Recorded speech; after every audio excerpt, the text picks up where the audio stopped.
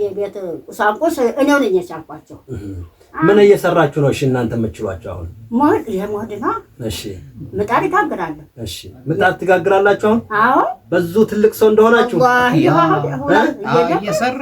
ትልቅ ሰው ናቸው እኮ አባታችን። ምን ላግታ ምን ደላል ዋጅቤ ናቸው። ጀማራ ደጃፍ ቀሪያ ቢያንስም ቢበዛም የሚመጣል ባንተ ሰበብ ነው። አንተ የሞትኩ እንደሆነ ጅብ ይበላኛል ብዬ ነው ሐሳቢ።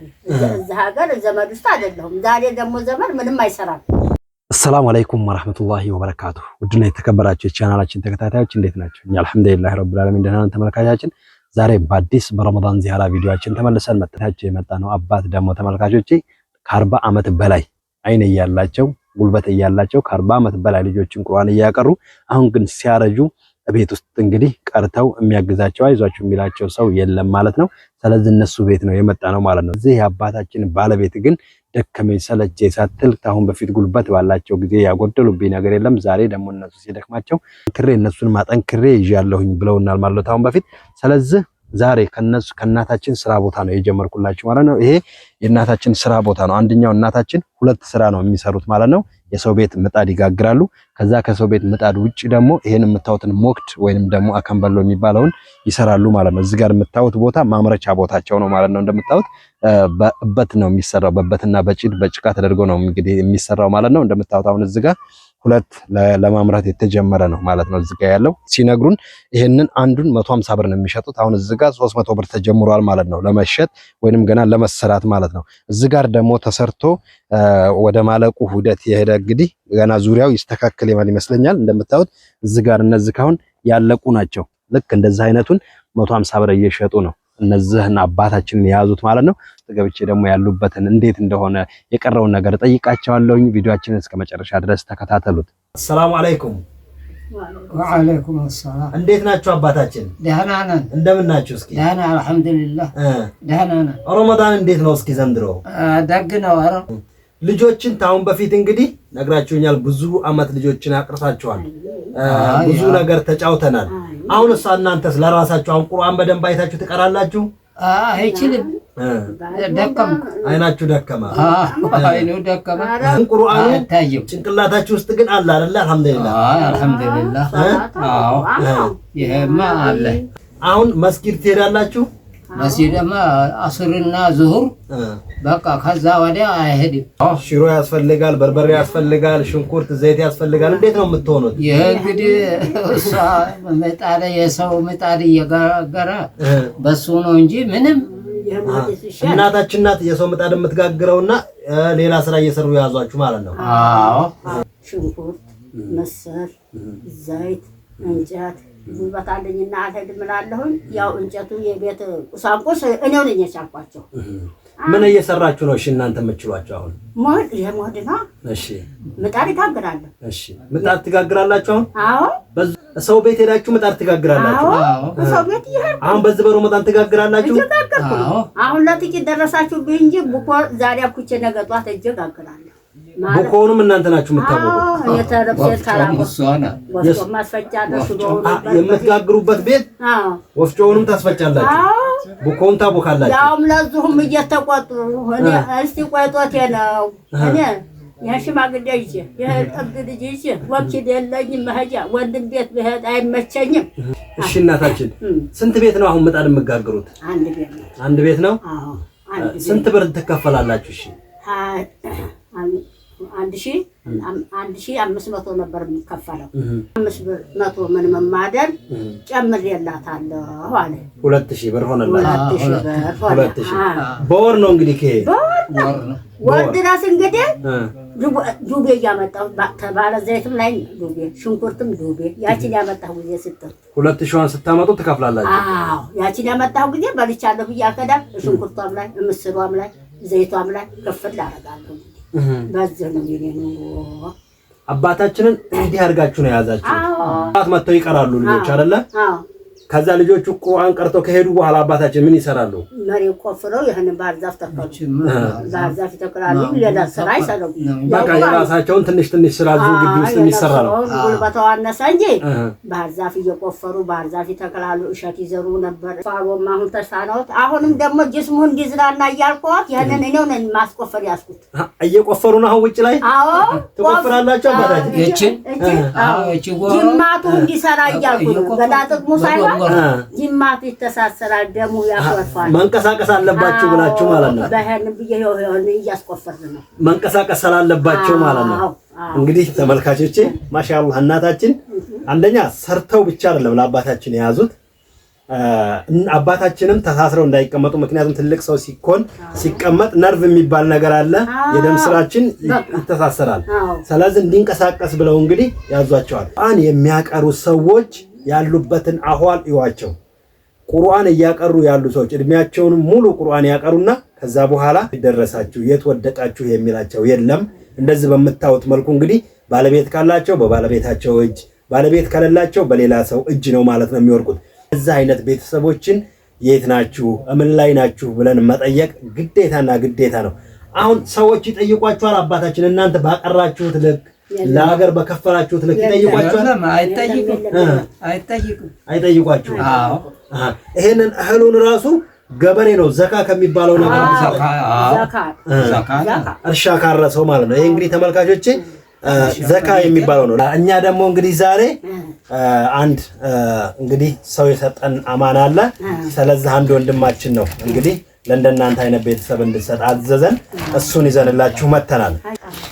ይሄው 5 ኪሎ ዱቄት ይዘን መተናል። 3 ሊትር ዘይት ይዘን መተናል። ተመረም ይዘን መተናል።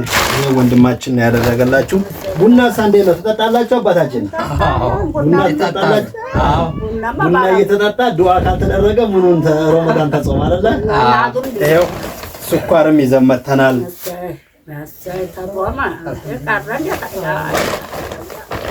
ይሄው ደግሞ እናታችን እንግዲህ ሰው ቤት ሄዳችሁ ምጣድ ከጋገራችሁ እናንተ ቤት ውስጥማ ባለሙያ ሳኮኑ አቀሩ ማሻአላህ።